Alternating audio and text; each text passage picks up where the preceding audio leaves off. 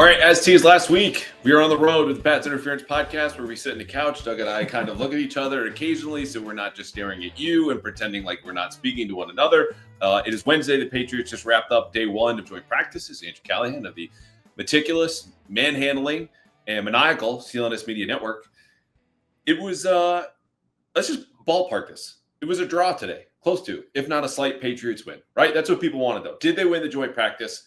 From what you told me watching the defense, from what I saw with the offense, and now we're in a hotel room, sitting on the same couch, I think it was probably a slight win, if not a draw for the Patriots. The defense is won today, I would say. But yeah, I would give a slight edge to the Patriots. Have you ever seen that YouTube video clip of like three kids sitting on a couch? And like, yes, actually. It's like, is Fortnite overrated? That's what's happening. We need a third person in here to really replicate that. But I digress. Yeah, I would say like a slight edge to the Patriots, which I think is a pretty big win when you consider what people think of the Vikings, how they played last year.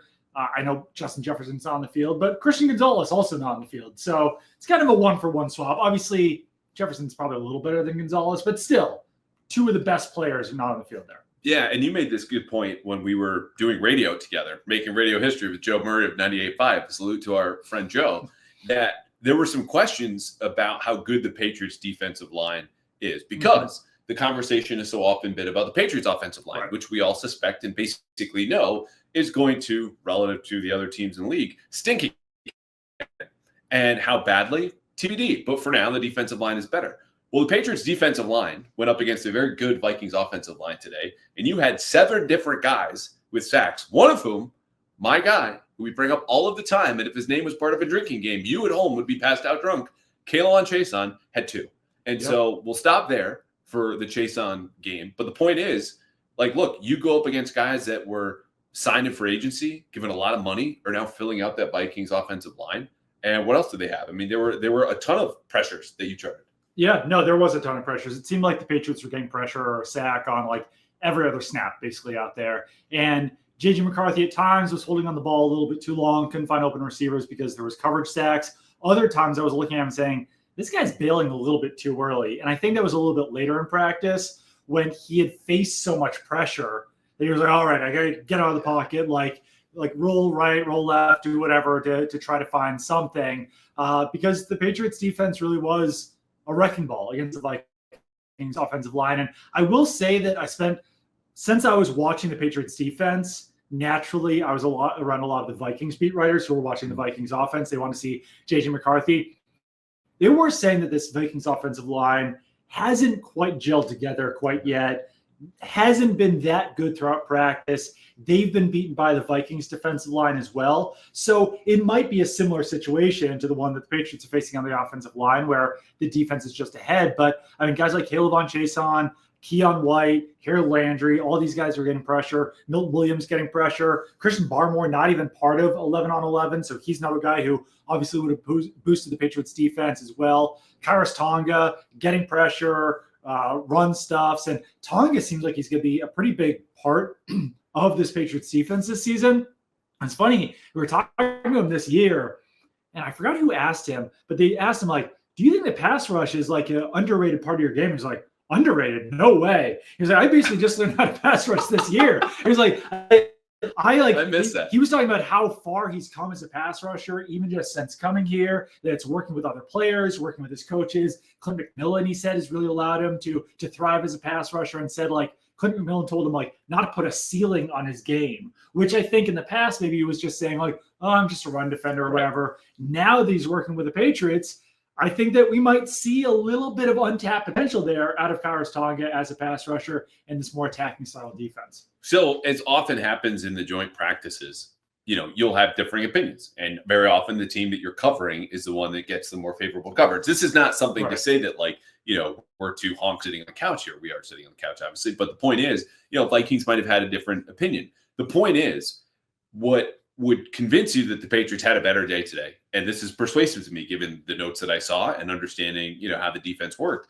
is that pressure. So that's why we start there. If you were to make the case for the Vikings one today, you would start with their pressure. Yep. And this is where I watched. And Drake Maye was 16 of 25 in 11 on 11s. He took at least 6 sacks by my count, 2 of which would have been allowed by Will Campbell, another by rookie Jared Wilson. And it's not to say all of the pressure came from over there. Like Morgan Moses got beat, Garrett Bradbury got beat, Michael Wanu or Garrett Bradbury let some pressure slip through the right side A gap. And this is to be expected, which is not to mollify the fact that 6 sacks out of 25 dropbacks, okay, is a ratio that's untenable for the regular season. It's to say, though, as you and I were discussing, like, oh, this could be a disaster for their offense against the Brian Flores defense. And you got 2 rookie offensive linemen. Well, part of that happened, but it didn't bottom out, and that was encouraging. But if you were looking from a Vikings perspective, you're like, yeah, 6 sacks. The trouble was the big play, and we should spend no more time waiting to get to this, was a 70-yard touchdown from Drake Maye on a wheel route throw to TreVeyon Henderson, beating said pressure. Like all of the dark arts in the defense that Brian Flores likes to work with was on full display. And they were able to puncture some holes for a long touchdown there and a Mack Hollins. But the Henderson one was at the end of a 2-minute drill. So it's not just the end of practice. It's the way that they were able to work through some of their issues and hit that, because TreVeyon Henderson was the player of the day and continues to be probably the story of camp. Yeah, he had another big catch during 7-on-7s. He was lined up in like a pistol formation and went vertical and beat the whatever it was, probably safety. It probably wasn't a linebacker out there. It might have been a linebacker. But like I look at TreVeyon Henderson as being, I don't know, like a really tough mismatch, obviously, for defenses. And I'm not saying that TreVeyon Henderson is the first running back in NFL history to run like a 4.3 or anything like that. But we have seen him win on these vertical routes now over and over and over again against Patriots defense, now against Vikings defense. And like this does put defenses in a difficult scenario where you have to match them up against a fast player. And like there's not a lot of linebackers out there who run 4.3 40s. Not even a lot of safeties out there who run 4.3 40s. Well, also running backs who know how to weaponize it, right? Like you can find all of these clips and shout out Amit and the folks I work with at CLNS who do a really good job of kind of capturing the 1-on-1s or 2-on-2s that we get to see a little bit of practice, which the window's limited. Media is not allowed to film most of practice, but when it stops there, you get to see him at the top of the route shake. It's not a great example right now, but Christian Ellis, who just admitted, I got smoked the other day. Martin Mapu, who a college cornerback. Sees, Ellis goes on to say, I see nothing but greatness in this kid. So it's the 4.3, but also the understanding of how to use it, which seems advanced for a guy his age. And like, not to get too into the nitty gritty, but like when TreVeyon Henderson's out there, defenses at some point are going to say like, all right, do we go nickel? Do we go dime? Like, what do we do here? And then the Patriots, if they're going to shove out another cornerback to try to cover TreVeyon Henderson, then it's like, all right, we're going to run it down their throat. Yeah. And if they do go nickel or whatever, then it's like, all right, we'll take our chances on TreVeyon Henderson against a linebacker or a slower safety out there. Yeah. So, all right, let's stick with the offense, though, because, again, this is the stuff that you are going to want to hear about, because a lot of the Patriots' ceiling is predicated on how guys like Drake Maye, TreVeyon Henderson, Will Campbell, and let's go Stefon Diggs perform. Because in team periods, I had him only down for 2 catches. And team periods meaning 11-on-11s. He had 2 others in 7-on-7s. And we, again, just discussed this on the radio, wherein, there might be some signs of a guy who goes full throttle for a couple of drills or a couple of reps, and then otherwise kind of peels it back. And he is being load managed. That is part of the equation here. But he's also someone who is fully cleared. So whatever the plan is, it's not like he's coming back from injury and needs to hold himself back on that account. It's just, I wonder for him, who had a good day, and you saw more of him on 1-on-1s where he got a ton of separation. Are they dealing with already a guy who wants the ball more than he's getting it? Because Todd Downing had a quote the other day that said, I need to remind him, you can have good process but not good results, meaning, okay, you're open, but you're not catching the ball. If that's already cropping up, and I don't know that it is, but I think it's worthy to take into consideration of a guy who has not had a lot of catches the last few weeks, hasn't entirely looked like the receiver we saw in the first week. Well, why is that? Is it attitude? Is it physical? Like, what are you seeing from Diggs, or what did you see today? Yeah, I mean, like Diggs looked like a number 1 wide receiver during 1-on-1s. He's like getting wide open. He's getting tons of separation. Looks super explosive. Looks like the Stefon Diggs of old. Looks good during 7-on-7s, and then but every practice it feels like he starts out hot and then he kind of disappears for a little bit, or like he goes quiet for a few days in a row, or like, I mean, I don't know what happened on that drop a few practices ago in the back of the end zone, but like those are the things that you see, and you're like, it's kind of that was also, by the weird. Way, wide open. Right. I thought it was like mid front of the end zone where they stopped running that play at the end of a 2-minute drill, and it was 80%, and it just hits him in the hands and just boop.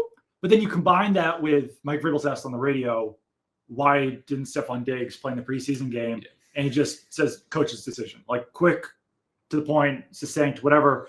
but like that leaves open this speculation of like what went into that decision. So Vrabel was asked about that today and sort of just talked in a circle without really like, kind of hinted towards it being still easing him back from injury, but wouldn't say it completely. So I don't know what all of this means. Like, you need Stefon Diggs for this offense to function at its highest capability this season. So I think that there will obviously be patience with anything that could be going on with Diggs.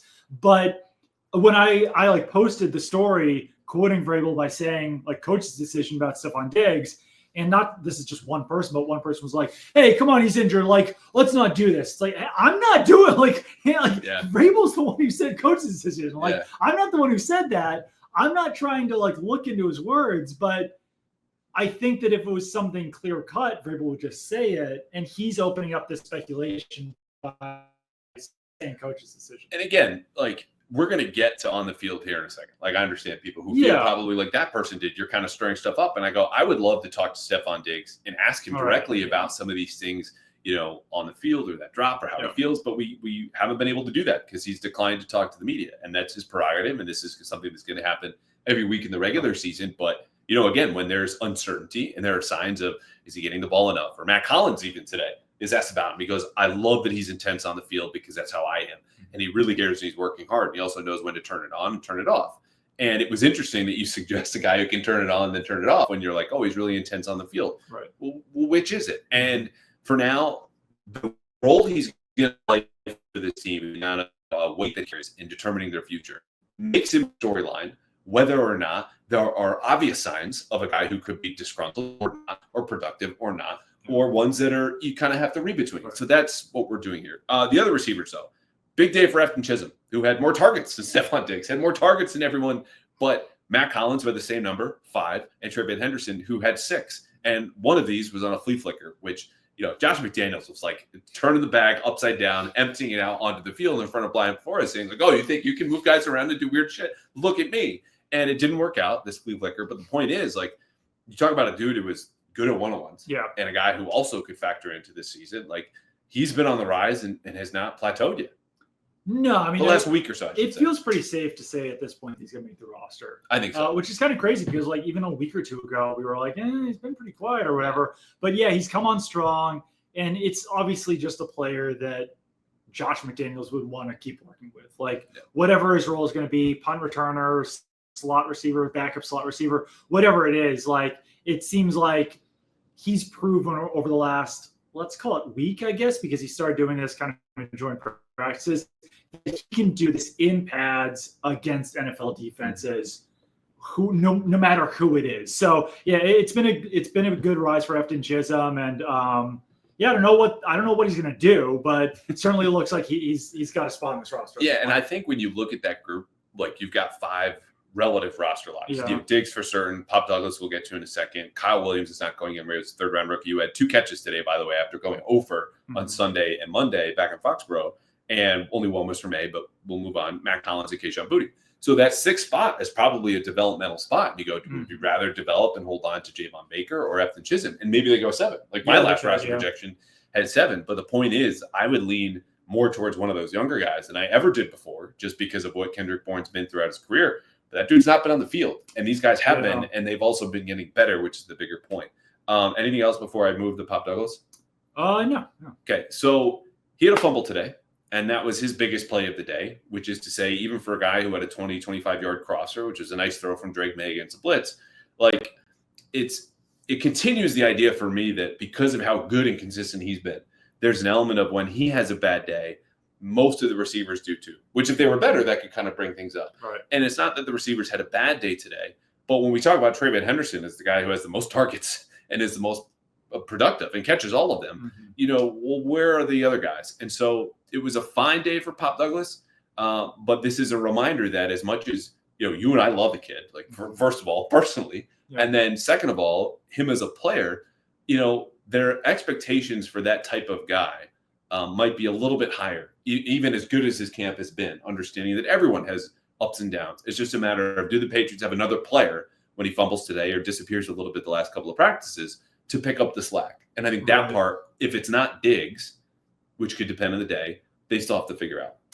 Yeah, I mean, I'm curious to hear how like Mack Hollins or Kayshon Boutte did today. But yeah, Pop Douglas has been very consistent throughout the summer. He's probably been like their most consistent offensive player. TreVeyon Henderson might be their best, but he has had some moments with like drops or fumbles or whatever. And Douglas has had fewer of those throughout the summer. So I still think the arrow is pointing up on Pop Douglas, but definitely curious to see if he can make another step this season, because I think we all expected that last year. I remember this time last year, he was like, I want to get 1,000 yards. I want to get all these things. And then like he had a pretty similar season production wise to the one that he had in 2023, despite the fact that the Patriots wide receivers really didn't get any better last year production wise. So curious to see if he can take that step beyond being like a 500-ish yard wide receiver and move up a little bit more this year. Yeah, Mack Hollins, 3 of 5. He was targeted on a pick. He was targeted on a slant against a blitz. You know, the pick, by the way, was Joshua Dobbs, who had 2. That one was a house call, late throw to the sideline. The other one was staring down the middle at Efton Chism, and the Viking safety came straight through and went Efton Chism to get that ball, and also might have made a house call. Josh Dobbs, stock down, duds, whatever. That's all we're going to talk about with Josh Dobbs. Hollins, though, also had a long touchdown on a busted coverage, and that, of course, is not something that you can count on.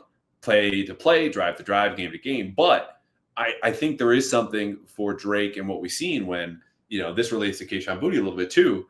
You know, he's under pressure, needs an outlet, and has to throw it up.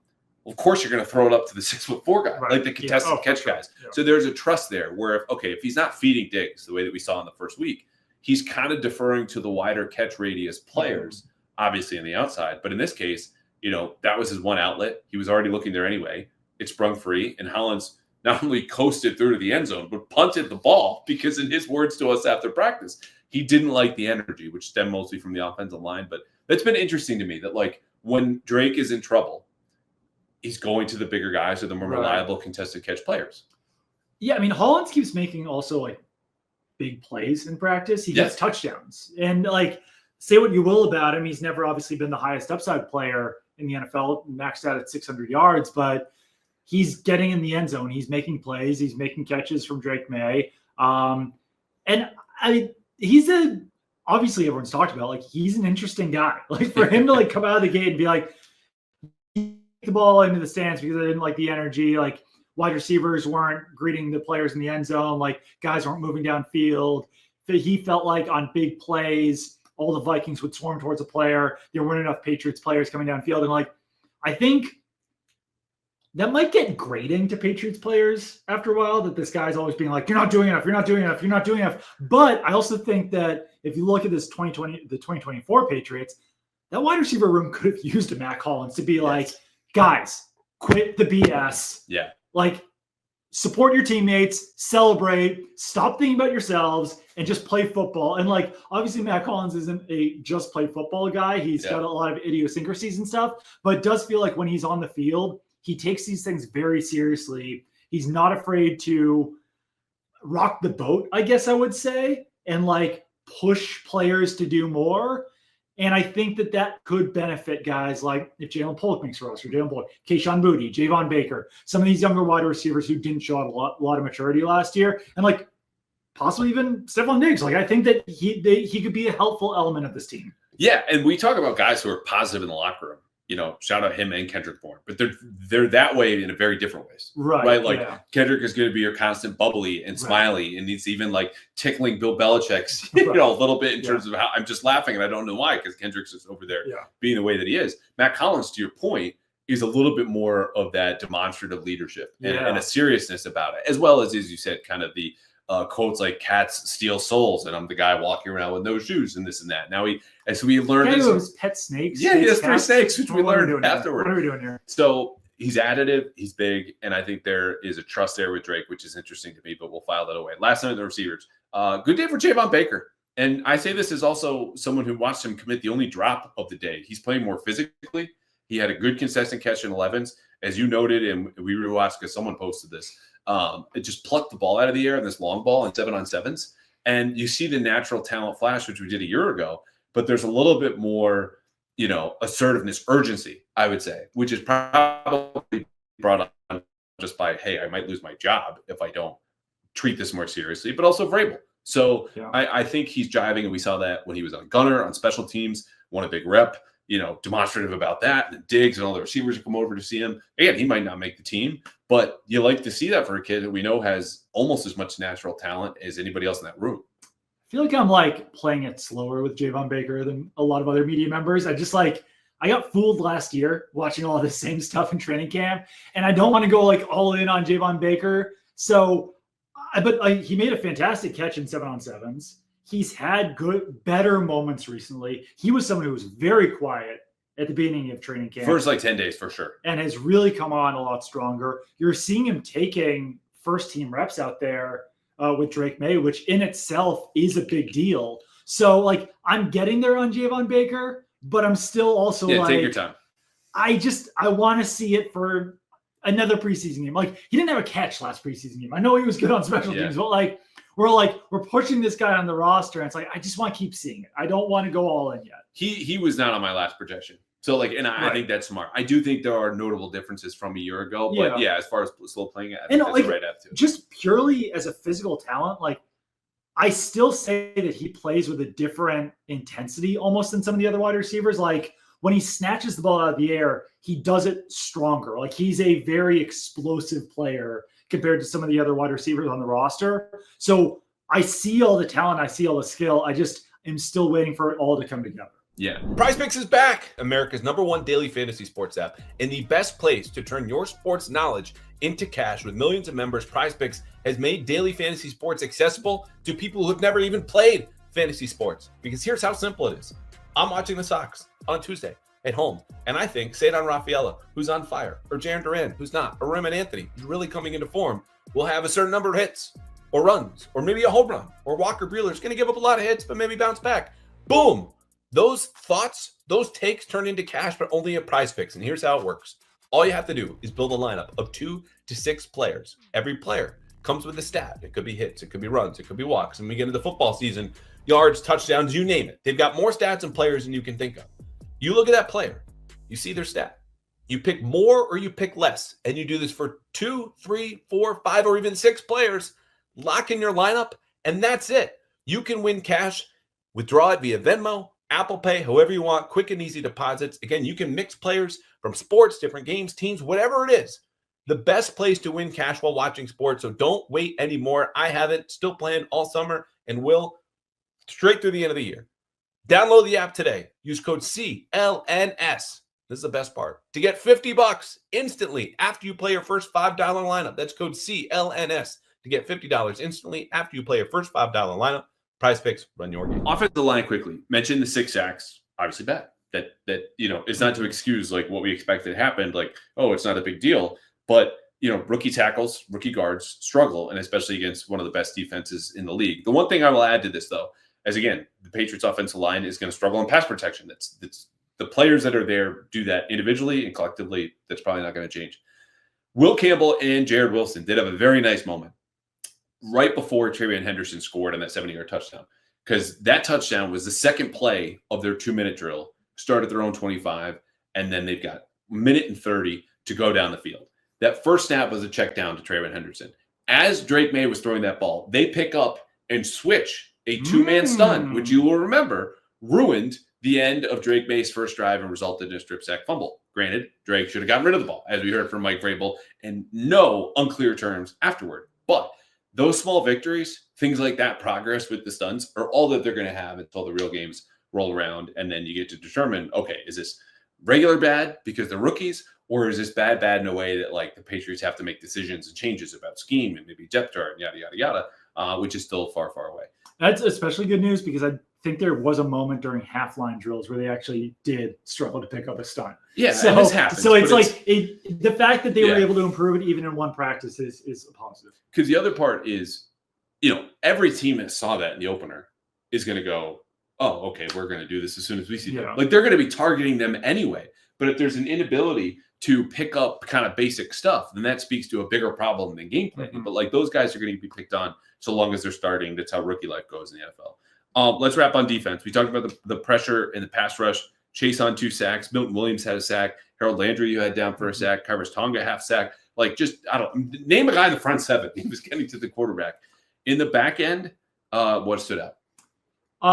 Yeah, well, I think like one big thing was Christian Barmore was not on the defensive line, like I said. But Isaiah Eaton wound up playing more. He's like your guy, I know. So I have too many guys. He's on the JV Callahan squad.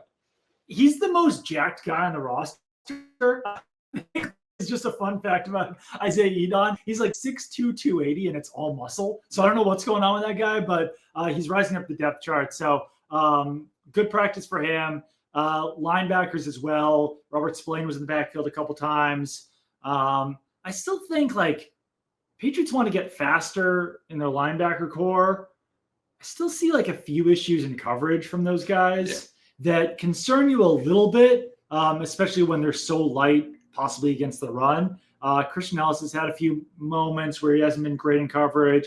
Robert Spillane, I think he's more dependable, but also like, hey, I'm curious to see how that goes. And if that kind of continues to be a weakness in the Patriots linebacker core, if they can make up for it in other ways. Yeah, because that's, go to the TreVeyon Henderson point of like, okay, you've got raw speed, but do you know how to use it? Like, can you weaponize that in coverage? Where Spillane has been, and a lot of coverage stats, as people, know by now, are inconsistent year to year. They're not sticky. But like Robert Spillane as a player is pretty sticky year to year. So I don't think you expect him to take this giant leap, in the middle of his prime in that particular area of his game, but he can be fine. He can be sturdy enough, and there are ways to insulate and protect players like linebackers who are not great pass coverage from assignments that could really do some damage. But Ellis is a player, to the original point again of speed and is it, applicable or not, that I would worry about a little bit more. But Dr. Gibby is right behind him, ready to give some sort of cure if there are any ills there in pass coverage. Last thing in the secondary, Kyle Duggar still with the second team. You had him down, or he was flagged because the referees today. This is not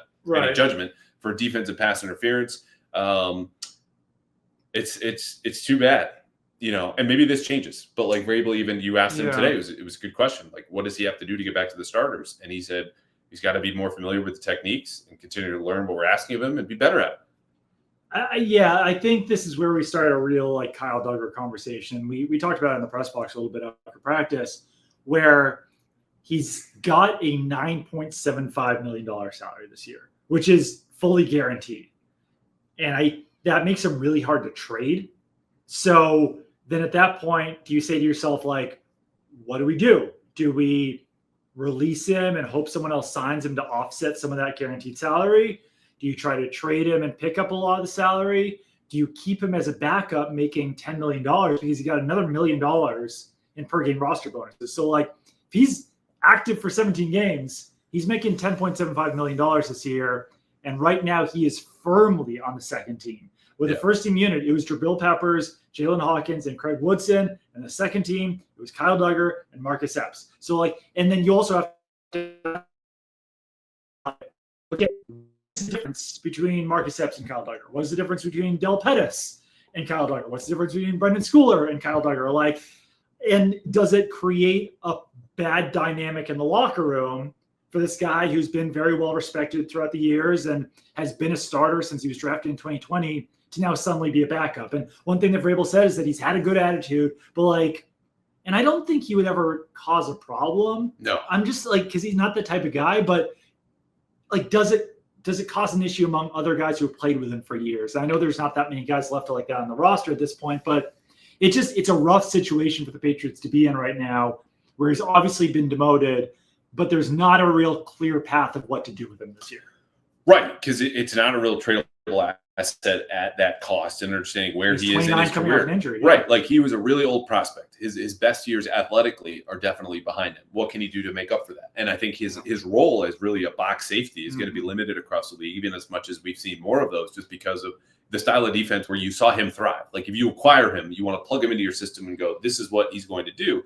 Like that Belichick scheme is not as common across the league anymore. So I think there's a fit here. I still think there's a good player in there, but he's really struggled to transition, and also physically just looks, a half step, if you're being generous, or a full step slow, which there's not much to do about. Granted, the positive side of this is they're happy with Craig Woodson.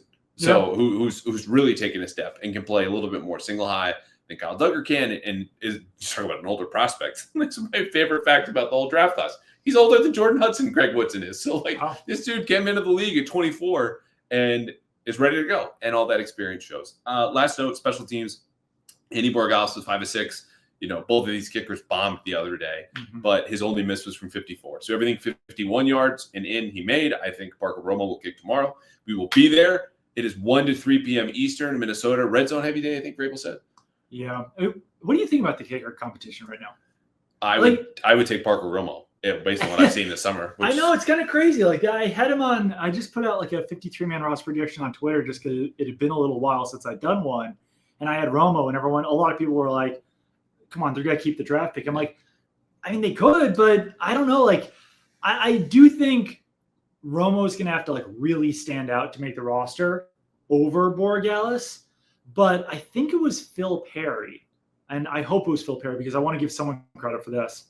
But saying that like the ball just comes off Parker Romo's foot higher. Like he just kicks a lot higher than Borregales. Like Borregales is kicking line drives, which could be an issue at some point. Just feels like Romo might have like a slightly stronger leg. Able to lift it more. I don't know what's gonna be better for the winter, for the snow, for the wind, for the cold.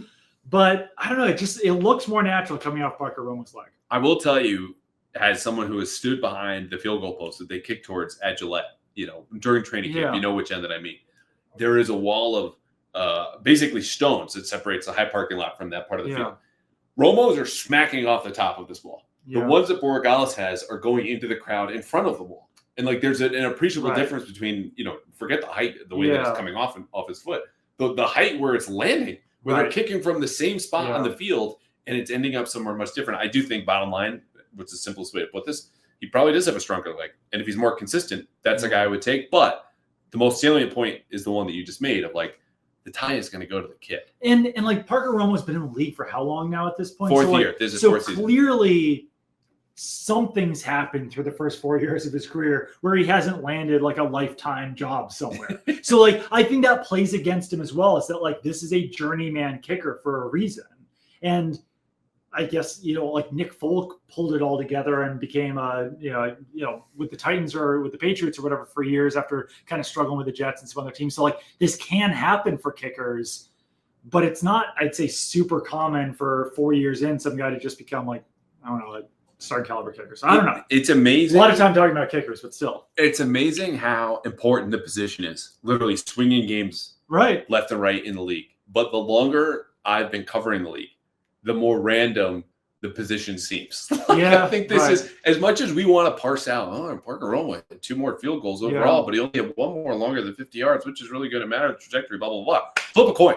Like this ultimately, whether it's a sample size or just the nature of the position and the randomness seems to be like, you got to make a decision. And unless it was so blatantly obvious in the process leading up to when you had to make that call, you can't go wrong either way. This is, as I've described, a best case scenario for the Patriots until the other day when it looked like both of them had gone to happy hour and then came to practice and went 1 of 4 and 2 of 4 respectively. But I think because it's so close and close for good reasons, I'm not going to be bothered one way or another. This is not Chad Ryland bombing as a good prospect and a bad NFL player and then going to Arizona where they let him do his old routines that he had in college at Maryland and Eastern Michigan and then becoming the good kicker everyone expected again. This is not that. It is funny that last year when we asked Drake Maye like why they picked Joey Sly over Chad Ryland, he was like, "Oh, just whoever made the most field goals." like, there was nothing else to it. And like at the time, I think I was like, "Oh yeah, that's probably true," but like it does feel like there's more going into it. I don't know. Yeah, I don't know. Like, I don't think Jeremy Springer would necessarily agree that it's just about who makes them and doesn't. Yeah, there's a lot going on. All right, that's it. We got 1 more practice tomorrow. You will not hear from me through the end of the week. This is the second episode for this week, but we will continue to do. I guess you will hear from me. It'll just be the 2 minutes training camp version. Thank you for coming on. We have to go get dinner and maybe a drink or 2, and then we'll be back. I don't know, in a couple of weeks, probably right around cutdown day. But things are happening fast. The second preseason, or the last preseason game, I should say, by the way, is in 8 days. Wow. They're gonna play Saturday. We won't be here. We'll be at home watching, like you will. And then down in New Jersey for that final game against the Giants. And then, holy shit, regular season's almost here. It's crazy. All right. Date is soon. Thank you. See you soon.